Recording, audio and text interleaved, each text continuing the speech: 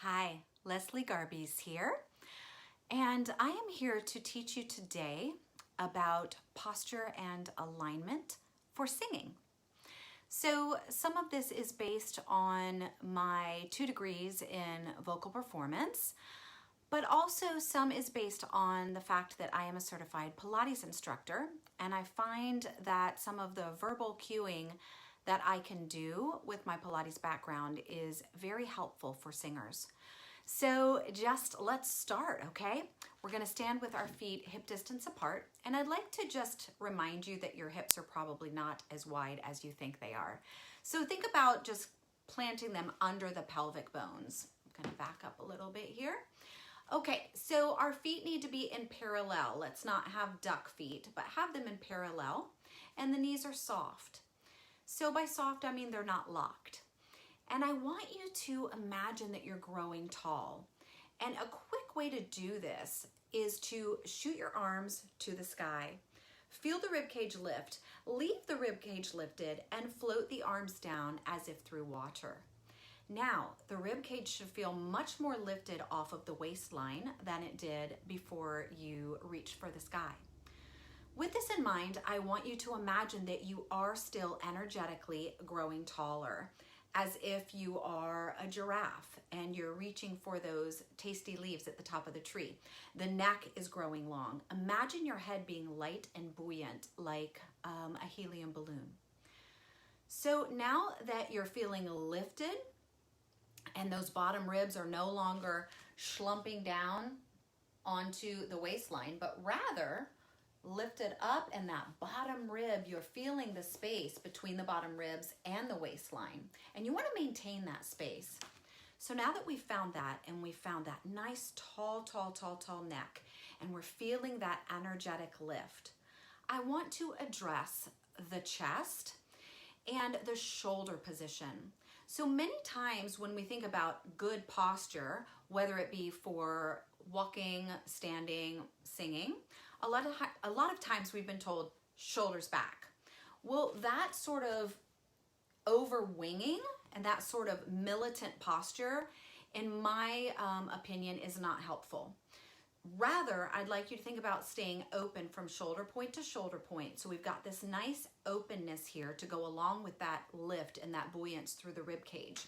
And in the back, I'd like for you to think about, instead of overwinging, I want you to think about your shoulder blades having space between them, and that the shoulder blades are sort of washing down the back. So that sort of energetic, gentle, melting down the back motion of the shoulder blades is going to keep the upper trapezius from this kind of business, which this is a lot of where we keep our tension. A lot of people hold tension in the upper chest, neck, and shoulders, base of the skull. Like, these things go together, and a lot of times that feeds into the lower jaw. That's a whole other session though. So super important for you not to overwing and not scrunch up your shoulders. Instead, like I said, shoulder blades are washing down the back. And another way to think of this at the front side of the body, the anterior portion of the body, I want you to imagine that the armpits are drawing down as well. Again, gently. Let's not tug anything. Let's not be overly aggressive. But the armpits, imagine that they are gently pulling down towards the waistline. So that is going to keep those shoulder blades stabilized yet open and not locked. Okay, I'm hoping this makes sense. Now, we've got the whole upper torso beautifully aligned.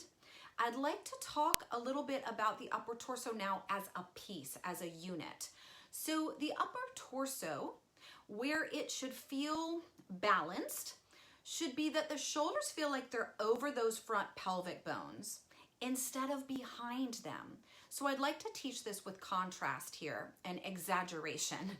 So a lot of times what I see is my students standing like this, like with kind of like a pelvic thrusting out, and their shoulders are back behind their butt.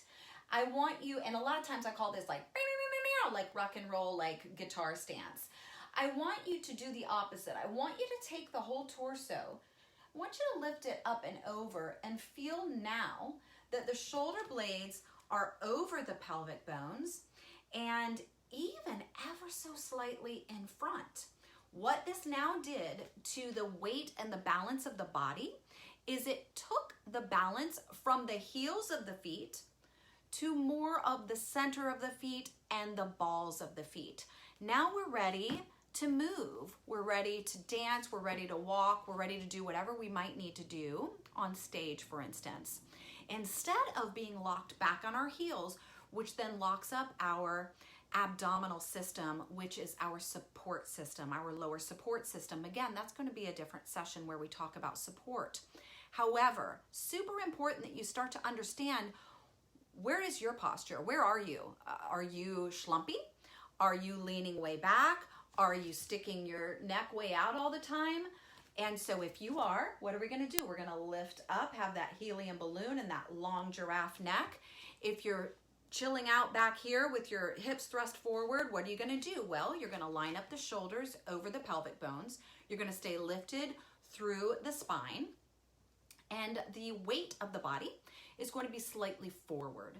So now everything feels looser and more unlocked and ready for expansion of breath. I've got another quick piece here, which is that the tailbone area. So the lower back and tailbone area is also a place where a lot of people tend to hold and grip. And I'd like for you to imagine that that tailbone area, that sacral area, is sort of heavy and released down towards the ground. Imagine maybe that you have like a large heavy dinosaur tail attached back here to the tailbone area.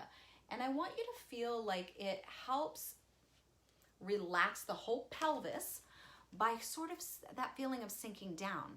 Well, if you've got a slight sinking down heaviness feeling of the tailbone, which will also help your pelvis go into a more neutral position, then what's happening, if you've got that happening on one end and you've got the rest of the spine growing tall on the other end, you've just created this beautiful oppositional length, which again is highly supportive of the sort of rib cage expansion and the sort of long neck, open throat kind of feeling, and the lower support system being supported as well and not locked up for what we're going to need when we go into talking of breathing for singing and support for singing.